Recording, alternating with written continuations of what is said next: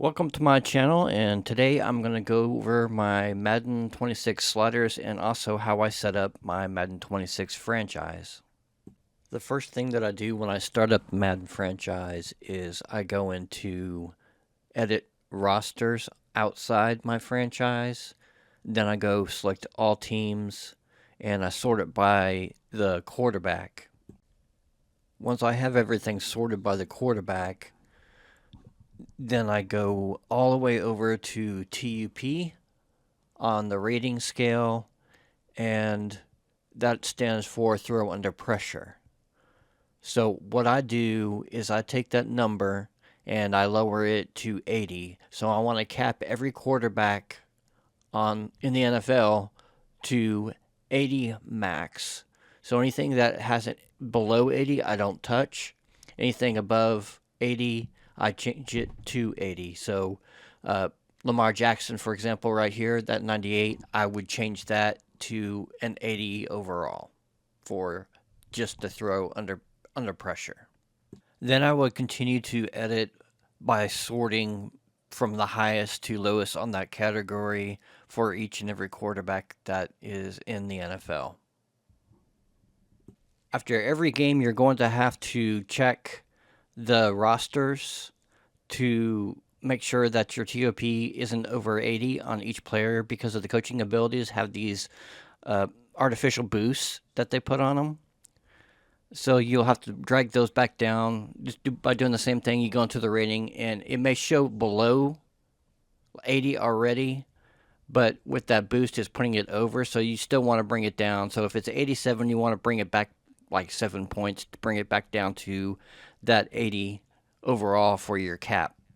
You'll have to do this after every game, but it's not really a tedious task because there's only maybe 3, 4, maybe 5 players that you'd have to do that for. The next thing that I do, you have to go into the actual franchise mode to do. You go into your GM and you go to the rosters of the NFL. I go in there and I sort by the quarterback, and I go edit the quarterbacks that have all the abilities showing up on them. So you'll have your superstar and your X Factor that have these extra abilities put on them.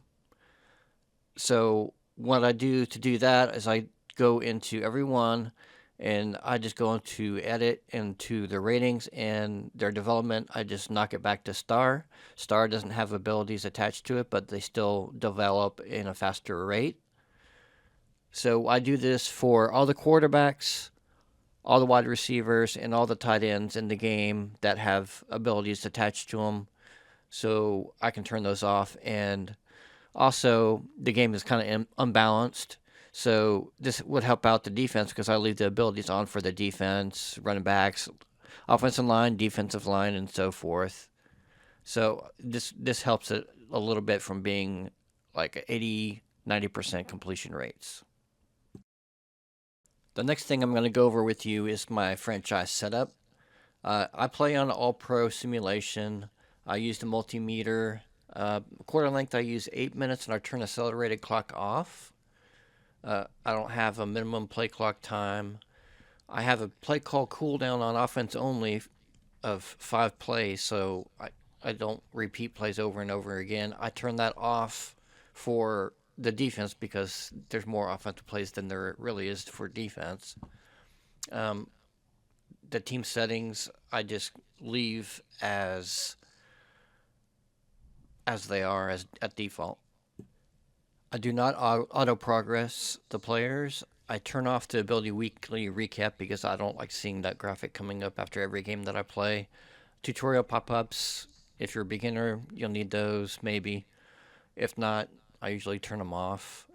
Team settings, I just leave those all on for ball hawk, heat seeker, switch assist, and controlled player art. In the commissioner settings, I leave the trade deadline on. Trade difficulty, I keep at normal. Salary cap, I keep on. Quad stealing, I leave on. Basically, everything on this screen here, I just leave on as default, except for down to free agency. With free agency, I set those to unlimited because in real life there is no limitation, so I keep it as that. Coaching firing is, well, user choice. I put CPU only because I don't want to be fired after my first year.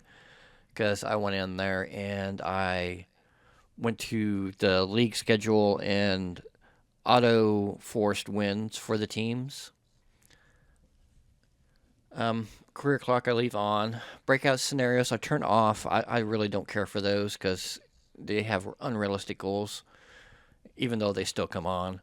Development trait I put on, and I leave everything for X Factors alone, and I keep superstar abilities on because I'm editing them inside the roster where they won't show up for some.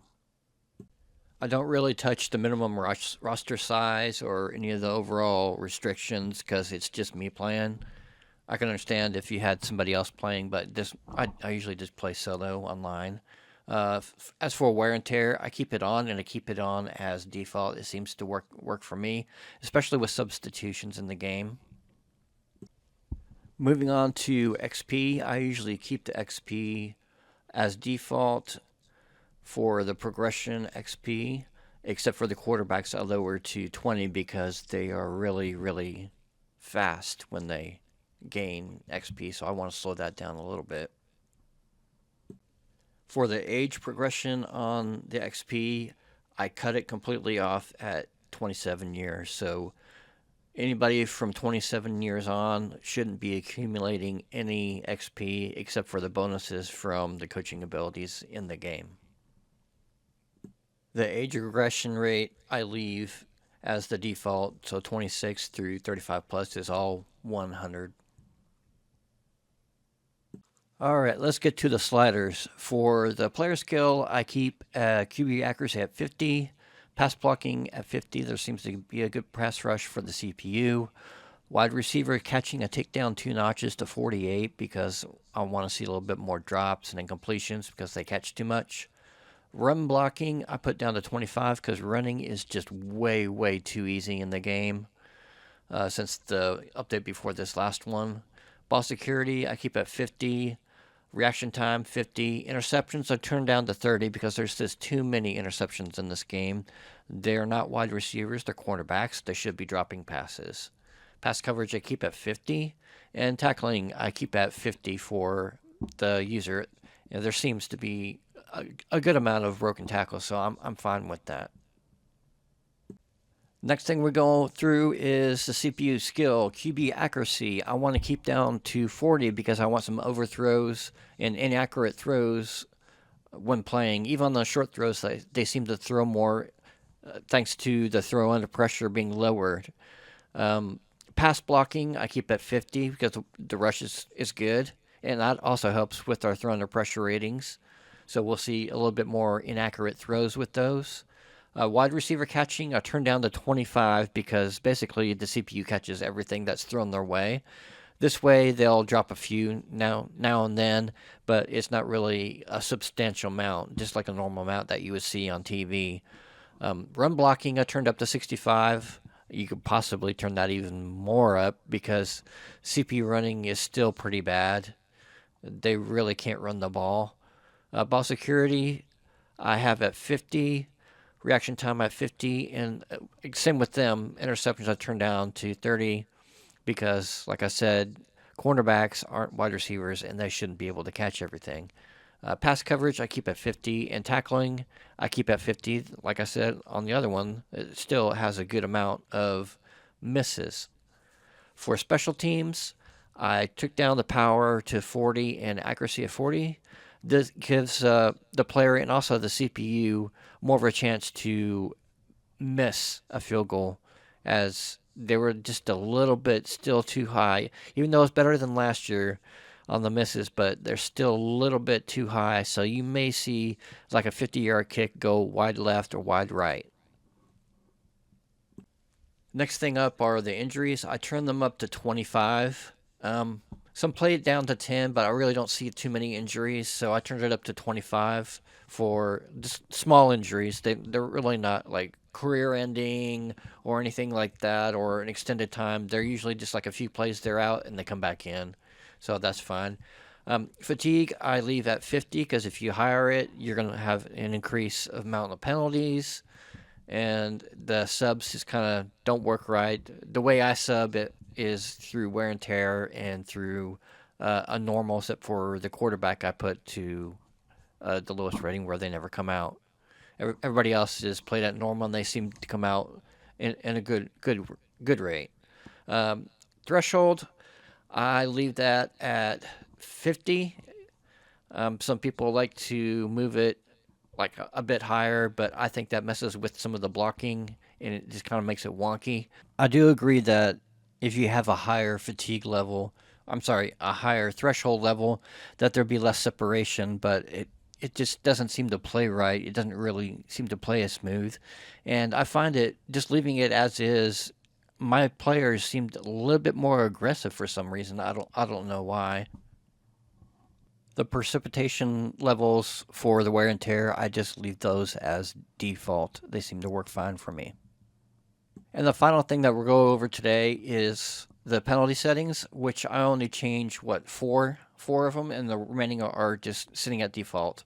The offside is 55, false start 55, holding 55, and illegal block in the illegal block in the back, if I can speak, 55.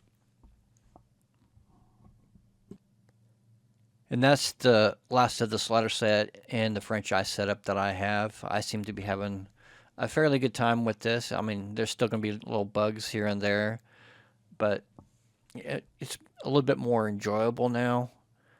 So I hope you like it as much as I do. I mean, we each have our likes and dislikes in the way we play. So you may like it, you may not. If you do, great. If not, well, thanks for seeing my channel. Have a great day.